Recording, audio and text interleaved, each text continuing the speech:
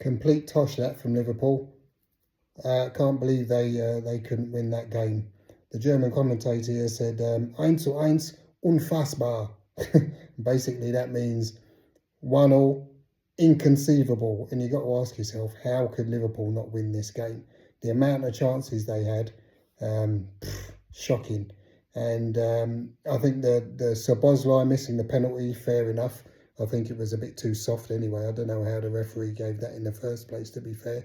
But overall, 1-1, very disappointing result, considering the amount of possession they had, the amount of chances they had. Absolutely shocking.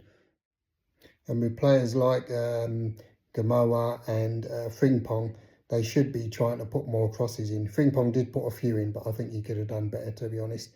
Too little, too late. Until the next time, peace. Real FC File.